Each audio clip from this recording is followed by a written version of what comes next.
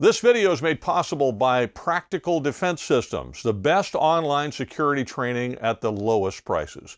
You can start your security career today online at pdsclasses.com. Check them out.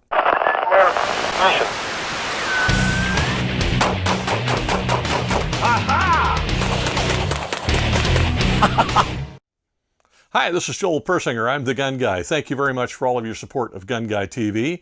I really deeply appreciate it. Please make sure you check us out on these other locations here because YouTube, you just never know. So you can check out these other ones. One I may not stick with is GunStreamer. We'll see. It's kind of hiccupy. I'll see if I can continue with it. If I can, I will. But the other ones are pretty solid, so you can check out all of those, and I'll see if I can add some new ones along the way. You might also check out the GunGuyTV audio podcast, if you wouldn't mind. It is syndicated on all of your favorite podcast players, including Stitcher, Podbean, iHeartRadio, and Apple Podcasts, Google Podcasts, you know those places. And you can check it out and listen to it there. I also post a video version of it here on YouTube and the other video distribution channels, so you can check it out there. Okay. Right next to me, I have a very cool rifle right here. It was lent to me by a buddy who's a collector. Unfortunately, I did not get permission to fire it, so I'm not going to be able to take it to the range for you, but I thought I'd show you some cool things about it. When he handed it to me, I really did not know a lot about these guns, so I've done a lot of reading about them, and I found them kind of fascinating. I don't know if there's very many videos about them. I didn't search to see. I'm an old guy. I'll get out my reading glasses and read, and that's kind of what I did. Some things about them I knew, some things I didn't.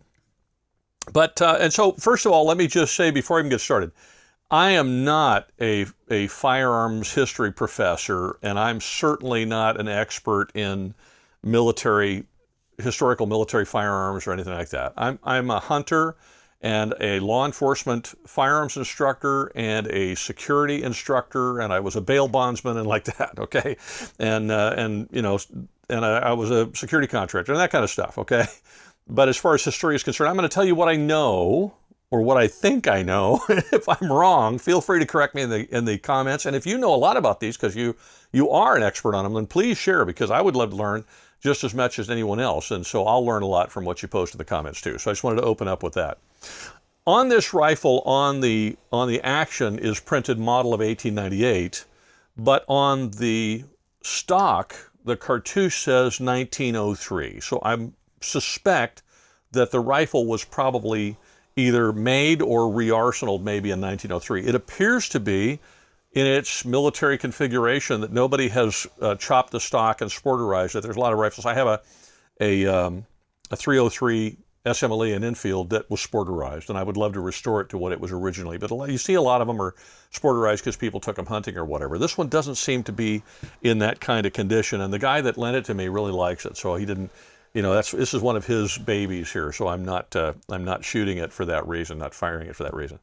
But there's some really cool stuff on it I want to point out to you. The most noticeable one is the magazine, which I'll show you in just a second. But if you're at all familiar with a 1903 Springfield, for example, that's the rifle that replaced these. These, if I got it right, replaced the 4570 because this was the first rifle that used smokeless powder for the U.S. military. Now, it wasn't just a U.S. military rifle. There's a whole lot of countries, a whole lot of armies used this particular rifle. It wasn't, it's not new. I mean, it's a Krag Jorgensen, or if you prefer, Krag Jorgensen, because obviously it was not designed in the United States. So it was designed by Krag and Jorgensen. And so there you go.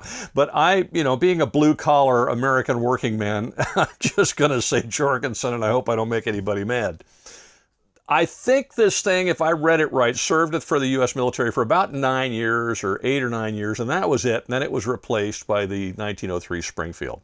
It is, however, a really terrific rifle. The one thing I can see that is probably what might have caused the military to ditch it is the magazine. Although it's incredibly cool, it has a lot of positives. Every time you open it, if imagine crawling around in the dirt, there's all kinds of opportunity for dirt and muck and mud and whatever to get in the middle of your rifle. So they probably found that they were having trouble with that, although I can't find evidence of that in anything that I was reading. That's just a guess on my part. All right, here's some cool stuff about the rifle. First of all, I do have a few rounds here, and I was going to buy some more just to give back to my buddy, but the only company I can find that offers them is Remington, and I couldn't find any to buy. So I just have the rounds that he handed me for display purposes, and here they are.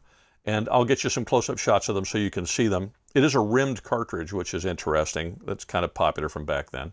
And it's soft point here, and these are from Remington 3040 Krag, and I'm looking to see they're 180 grain soft points is what they are. And this is modern ammunition. So if you have one of these, it looks like you can still get modern ammunition to fire in them that's safe to fire in the rifles, just like you could other military rifles. The fascinating things about it that I will mention to you, I mentioned the 1903 Springfield. If you've ever fired a 1903 Springfield, you might be familiar with the idea of a magazine cutoff. And when I say magazine cutoff, I don't mean like you find in pistols now in some states like California where you take the magazine out and the gun won't fire. That's not what I'm referring to. What I'm referring to is the idea that was popular back then in having a soldier load rounds one at a time and fire the rifle single shot and keep the ammunition that's in the magazine, typically 5 rounds, in reserve without using the magazine, so that in the event of a charge or some other emergency where the soldiers needed to fire shots in rapid succession, they would have those five rounds in reserve. So on the side of the gun, just like on a Springfield, there's this little lever right here. Now it's a little different on the Springfield than it is on this one, but the concept's the same. And the other thing I'll notice too is that on this one it doesn't seem to be marked anywhere, but on the Springfields that I've seen there's an indication as to what it is. This one you just have to know. But if it's laying flat like this, I'll get you some close-up pictures of it, then it is actually in the position that is, it looks like it's the default to me, and that is that the magazine cutoff is on so that the rounds will not feed. And then you can cycle the bolt, and every time you cycle the bolt, you're essentially going to have to load around, fire, load around, fire. And then if you're in a position when you want those extra rounds, you flip up the lever, and now your rounds will feed from the magazine and you can shoot all 5. The other thing I always thought was neat, a lot of rifles have these types of sights where they slide up and you get your elevation by lifting the sight. And it raises up in order to shoot farther away, and it's got gradations on it. And this one has windage and elevation. A lot of them didn't do that. They had elevation back here and you had to move the front sight for windage. But what I like about this one is the little slider that has a screw on it. So once you get it set, you tighten down the screw and that sight is there and it's not going to move. So that's kind of a neat little feature of the gun too. But here's the one that fascinates me the most, and I suspect it fascinates most people the most, and that is the magazine design. The magazine design is interesting for a couple of reasons to me. One is it's very unique. It's not top-fed like many of the World War II and World War I type rifles were. Instead, you take a stripper clip like your SMLE or the 1903 or the Mausers or whatever, fed with a stripper clip from the top. This was not fed that way. You dropped the rounds, literally just dropped them inside this box on the side of the gun. And the rounds slid underneath so that they're under the barrel and under the action. And then they come up on almost in a circular motion. They go in the side and they come up over the top of the action, and that's where they feed, and the bolt picks them up. Now, there's a little bit of magic associated to this. So I'm going to get you a close-up of it, because if you ever see the rifle and you open it up, you see one at the gun store and you open it up and you go, well, if I put the rounds up there, how do they get from the bottom to the top? Because it's not self-evident when you first look at it. What you don't notice when it's open is that the follower and the spring, there's kind of a little lever that moves this way inside, tucks back in on this door when you open it. But when you go to close the door, the follower and spring press out against the rounds. So I'll show you that in a close-up here. As I move the door closed, you'll see it comes up and presses on where the rounds would be, and that's what forces the rounds up and over the top. So I'll load some rounds here so you can see it. I'm obviously not going to, I'm going to leave the magazine cutoff on because I don't want to chamber a round, obviously, in my shop.